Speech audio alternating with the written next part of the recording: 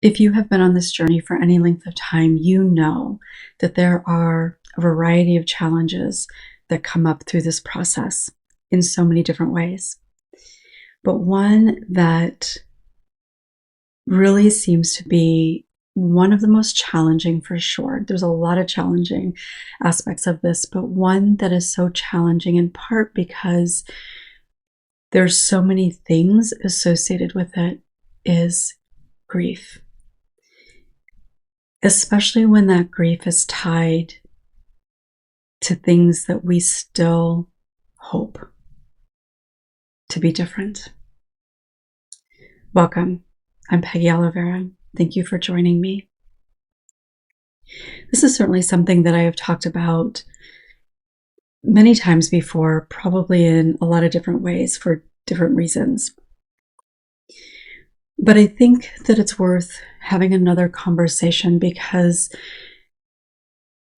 there are so many different ways that grief presents itself or loss. We can be in one phase of the healing journey and we might recognize loss or grief and work through that a little bit, or maybe quite a lot. And whether it's 2 weeks later, 2 months later, 2 years down the road, you realize that you're faced with it again. And maybe it's for the same thing that you thought you've already grieved. But sometimes, especially as you're along this healing journey, sometimes grief and loss pops in around something that seems quite different. And that presents its own challenges often. But the idea of going through the grieving process as part of healing from childhood trauma is something that I think generally isn't talked about kind of enough.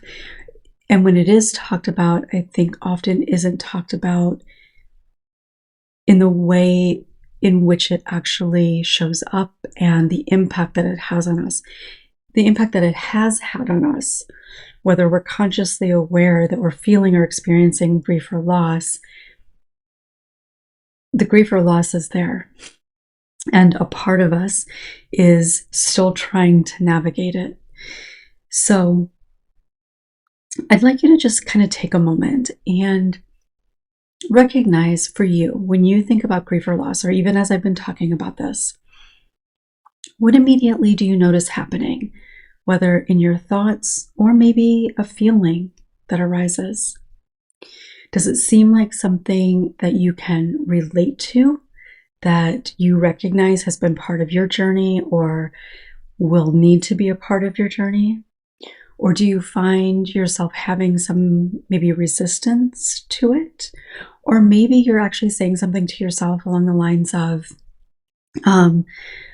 I really haven't had any grief. There's nothing yet for me to grieve, or something along that line. And you can kind of identify different reasons why you may not need to grieve, or you haven't actually experienced any loss. But what do you notice just kind of being present for you? So kind of make a note of that. And then as we continue this conversation, just continue to notice what comes up for you. So of course, we all are aware of grief when somebody that you love dies, whether that's a human or an animal, a pet. And probably most people have experienced grief of the death of something or somebody that we care about. If you haven't, then I'm very happy for you. But this might be helpful for you just as you go forward in life. But it is something that we will all experience. And we as a society tend to focus our idea of grief there. Like that's what comes to mind. And that can be horrendous. It can be incredibly heartbreaking. It can be devastating. It can lead us into a state of depression. So I'm not at all trying to minimize the reality of grief in that context. What so many people who have experienced childhood trauma experience in regards to grief, potentially in addition to the other one, is grieving something that you never had. And I've definitely talked about this before. And that is hard. That is a really emotional part of this journey for most people. Even if you were fortunate in your life and you had a lot of things that were very meaningful to you, experiences, people, whatever the case may be, if you have childhood trauma, if you've experienced childhood trauma, it just naturally, inherently, there is a tremendous amount of loss that you have experienced because of the impact that it's had on you. And part of healing requires us to be able to recognize, acknowledge, honor the reality of that, and validate the reality of what that means. Doesn't necessarily mean that we have to go back and re-experience all of those really painful feelings. Now, that can happen, especially in moments or during periods of time, but we absolutely don't have to go back and feel all the grief for all the things that we've ever lost or loved.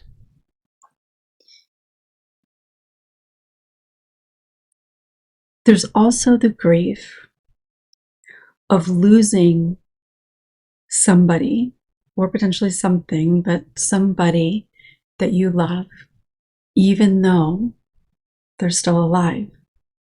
And I also have talked about this to a degree, at least before. And that is what a lot of people can have the most difficulty with. Because when that person is alive, it allows us to hold on to hope that one day it will be different. And if you followed me for a long time, you know that I talk about hope a lot. Hope it's what has allowed you to survive. It's a big part of what has allowed you to survive. Hope is meaningful, it's important, and it sometimes is the only thing that keeps you going. Even if consciously you're not thinking very hopeful thoughts, there's a part of you that is leaning into that hope. And when somebody who you love, who has hurt you, who has betrayed you, who has not protected you, who is not supportive of you, who does not treat you in the way that you deserve to be treated, there is grief that is present with that. Whether you're specifically working on grieving or not, because you feel the loss of that. It's with you pretty much all the time. It may be hiding fairly well much of the time, but you've already experienced and you continue to experience the loss that creates. And where this tends to come up, I would say the most, in terms of my own experience, but also what I've just heard a lot of other people talk about, is family relationships, and more specifically, parental relationships. And sometimes that's because maybe one of the parents was an abuser, but not all the time. And oftentimes where the real hurt and sense of loss can come from much of the time for people is with the person who was the abuser, but more so the person, so the other parent who wasn't, the other parent who maybe didn't believe you, doesn't protect you, doesn't support you, that for potentially any number of reasons you feel is not a safe person to be able to talk to share that with. That they're not able to share with you your excitement or their pride in you doing the work to heal or to accomplish the thing that you've worked so hard for. And that's actually part of the reason that I am doing this video today, because there have been conversations that I've had recently But I've also just seen videos of different people talking about the lack of support from a parent, and oftentimes it is a mom, but it doesn't always have to be. But either the lack of support or the parent staying with the abuser and choosing the abuser over the child, not being supportive of healing, just any variety of those types of things.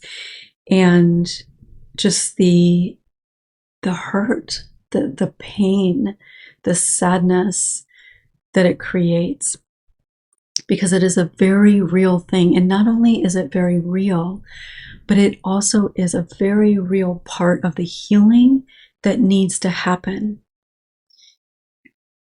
As much a part of the healing, generally speaking, as much a part of the healing as the trauma itself. And I know that might be hard to really be able to understand how that can possibly be true. If you've been on this journey for a while and you've been kind of dealing with some of that grief, you might have an understanding of that. But in a way, it kind of just doesn't make sense. Like if you're just thinking about it, generally speaking, it doesn't necessarily seem that that would make sense. And I get it. And there's really probably a few different reasons for that.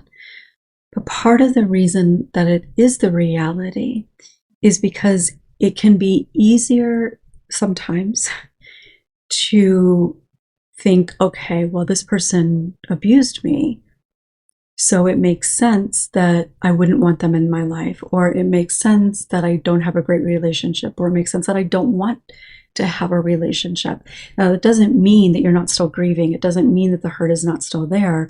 But in a sense, you're able to, well, make sense of it a little bit better. Or you might actually have some anger towards that person or something like that.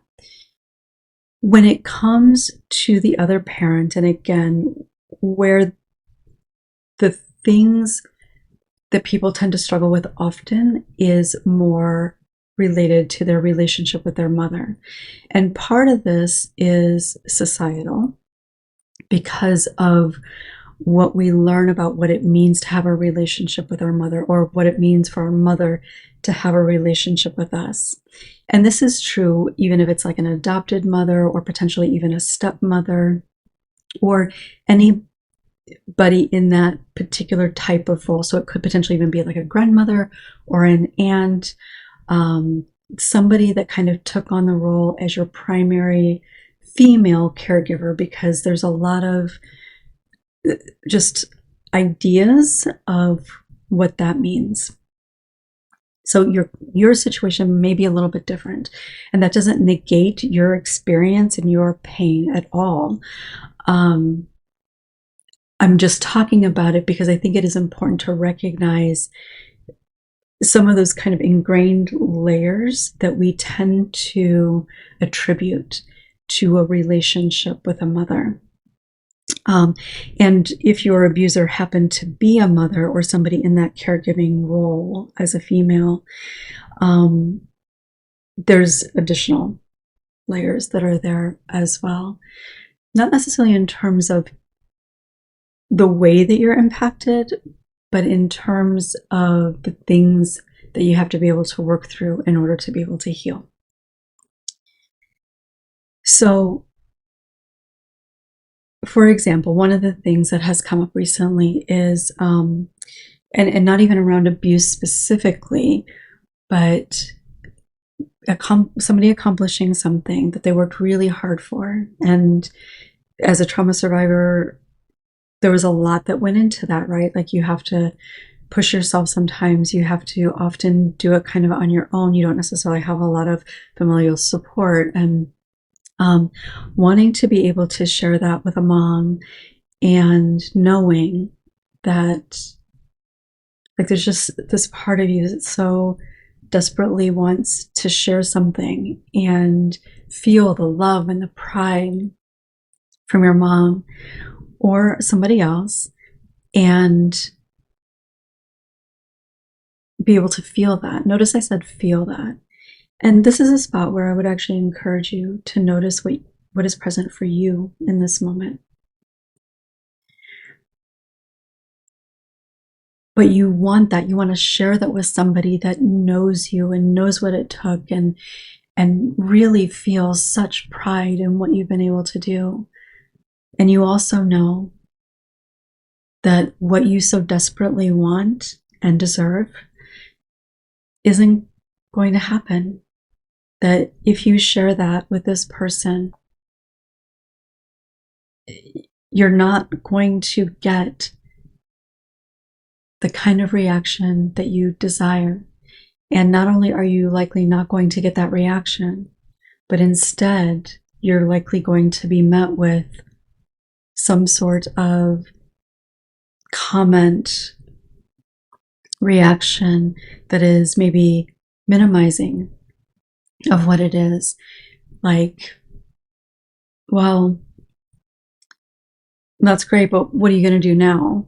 Or, I didn't think you had it in you. Or, I mean, there's just so many possibilities there. So you're met with kind of this dismissive attitude about the reality of your accomplishment. Maybe even kind of criticized or degraded in some sense about it. One of the things that people have shared with me over the years is that they will accomplish something, and it doesn't even have to be something really big, but it could be. But sometimes that person will say, well, that's not that big of a deal because you should have done it a long time ago. Or just something along that line. So it's not acknowledging the reality of this situation, and it's somehow belittling you in some aspect about it. And so where the grief and loss comes in, and where that sense of sadness is one or the other, or sometimes both, depending on what you choose to do. But it's on recognizing sometimes the reality that this isn't somebody that is going to be supportive. This isn't somebody that's going to celebrate with me or celebrate me. And that hurts, especially when it's somebody that you love and means something to you. Somebody who you should absolutely be able to count and rely on, that is going to be your biggest cheerleader. And when you know that that isn't the case, it hurts. And maybe you're telling yourself, I shouldn't do it.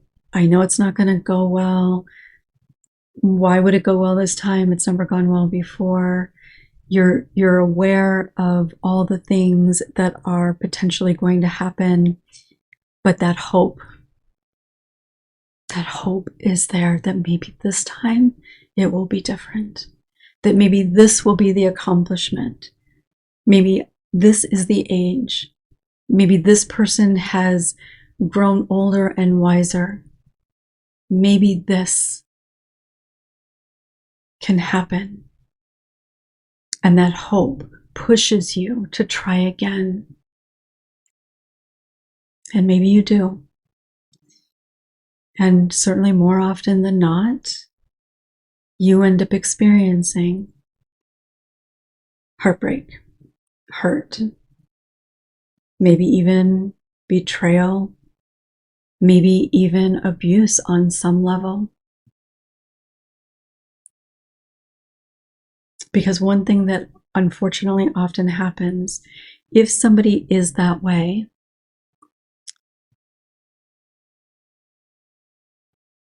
when people around them succeed, when people around them are happy, when people around them are doing things and going after things that they want, this person over here likely hasn't. And how people like that tend to respond to people who are happy and achieving things in their life, even if achieving it is just, I tried bungee jumping and it's something I wanted to do. It doesn't have to be some sort of big milestone or something. But people like this often try to diminish not just your accomplishment, but work to diminish your sense of self because of whatever is going on with them. And I want to be clear, it does not matter what is going on with them. It is not okay. It doesn't matter what is going on with us as an individual, no matter who we are. Having a hard life does not excuse hurting other people.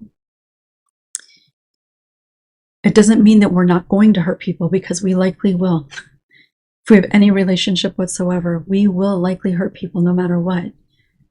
The difference is that we can acknowledge it. We can acknowledge it to them. We can acknowledge it to ourselves. We can apologize if that is what is appropriate. We can recognize what happened, what caused us to do that.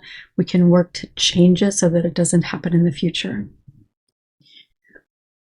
But when people have a pattern of behaving in this way,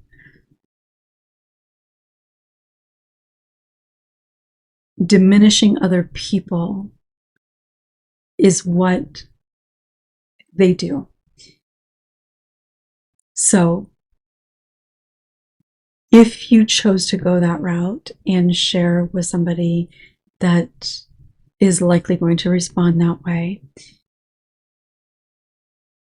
it can be even more devastating, because you already had the doubt, you had the hope. And when your hope is crushed, it can be one of the most devastating experiences along this journey. Well, really, I guess kind of in life in general, but especially when you're really working on this healing process and you allow yourself to have hope and it is betrayed in that way, it can be soul crushing. So you experience that, and then you likely are going to beat yourself up because you should have known better, right?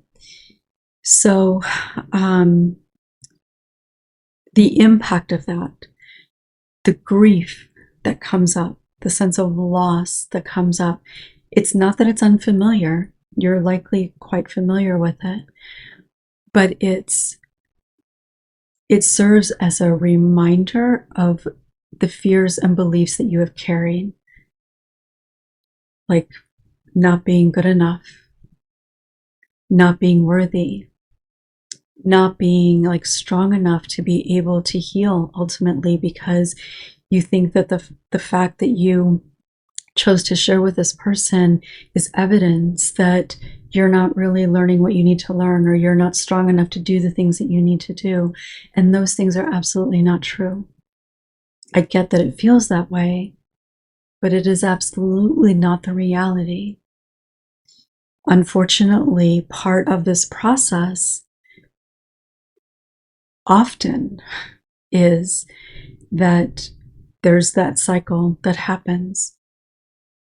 There may even be a period of time that you don't choose to do that. But then enough time goes by, maybe you've done more healing, maybe you're feeling more confident, maybe you've heard that something has changed with them, and maybe you decide to try again. Maybe it's a very conscious choice, so from a very grounded place, or maybe it's not, and you're just feeling like, okay, maybe now is the time, maybe now it will be different. The reality is, for most people who, well, I will say probably just, like, I'm not thinking of anybody that I've ever worked with where this hasn't been the case. I'll put it that way. You go back, and the loss in the reality of that, because you allowed yourself to hope, and then you tell yourself you can never do that again. And then you may even get to a point where you start to set boundaries, and maybe you don't have any contact with that person, or maybe you just have limits in which the time that you spend, the things that you talk about, the things that you share, whatever it might be. And maybe you're doing really well with that. Maybe you're able to feel grounded in that boundary that you set, and you're feeling good about that. It still hurts, that you have to have that boundary, but you're at a place of kind of acceptance and you realize, like, okay, this sucks, but it feels better than continuing to be hurt in that way. And that is the process of healing, but more specifically, that is often the process of setting boundaries in situations, particularly with family members or people that you've had in your life for a very long time. That is the natural kind of progression, typically, of setting really strong boundaries and being able to enforce them. And the unfortunate reality is that certainly in situations where there is still abuse happening, even if it's verbal, emotional, but even in situations in which that person just is not supportive of you, and no matter what you share with them that is good, that you're doing, that you're experiencing, that you're happy about, whatever, if they can't be supportive of you, there likely will come a time in which, for your healing, you have to make a decision to limit significantly the interactions that you have. And that may be fully, completely, and having no interaction, at least for a period of time. And for most of the people that I have known, that is often the case. Now, whether that's an abuser, so it could be an actual abuser, or it could be the other person or people in the family system, or potentially even community or church or whatever it might be. But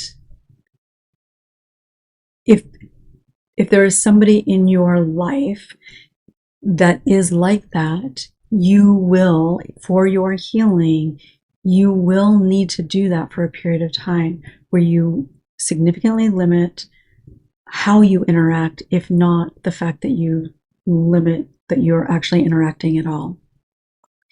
And then you get to a place in which it still doesn't feel great, and there's still are going to be some things that come up that feel hurtful.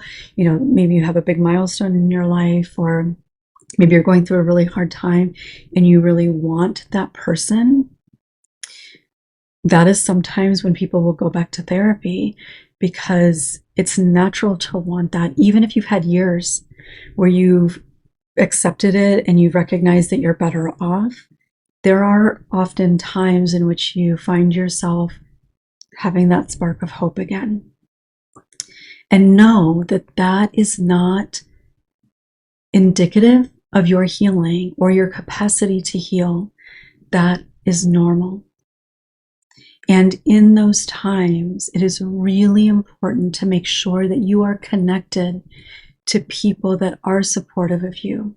That doesn't mean that you necessarily have to tell everybody everything that's maybe difficult in your life, but people that you feel safe with, that are supportive of you. And if it's something good that you're wanting to share, hopefully you've got people in your life that you can share that with, whether it's other family members or friends or a partner, whatever it might be. But certainly they're the good things you want to share with as many people who are going to be supportive and excited for you as possible. But I know when it comes to the difficult things, when we don't have this person that we think we should have, we often feel like, therefore, I shouldn't share it with anybody else. And that is not the reality. And that is not a healthy way to navigate that experience. So it is important to recognize that as long as that person is alive, that sense of hope, even if it's not front and center, that sense of hope is likely going to pop in every once in a while. And this video, I'm not going to get into this right now, but when that person is no longer here on this earth, that brings up a whole other set of issues that, again, is when people will often go back to therapy or sometimes even start therapy. because that has a whole separate sort of connected but still separate sorts of things that you have to deal with. So the hope, there will likely be a part of you that hopes, and that may come in the term or in the vocabulary of I wish, I want. Those are connected to hope. There's nothing wrong with you for hoping. Nothing at all. It's just really important to recognize that the hope can be there. You can honor the hope. In fact, it's important to honor the hope that is there. And also at the same time, be able to think from a very kind of rational place about the reality of what it could potentially mean to put yourself in that situation. And make sure you have support in case it doesn't go well. And if there is ever a time that you feel like you want to see if now is a time that it can work, I would encourage you, and this could actually be its whole separate video, I would encourage you to not try to do that at a time when there's something very specific that you're wanting to share. So not coming from that place of hope that maybe this time it will be different, maybe they'll support me, maybe they'll love me, maybe they'll whatever, but just in like a regular old week, you decide, you know what, enough time has passed, I'm hearing that this person is changing a little bit, or I feel stronger now, or whatever. You can start by having a conversation, but making it very clear when you reach out to have that initial ask for the conversation, make it very clear where you stand. Be very clear with yourself of at what point you're going to end the conversation. Because while you may be going through a lot in terms of your healing and things may be shifting dramatically for you, unless this person has chosen to do the work and is willing to acknowledge things that is important for them to acknowledge,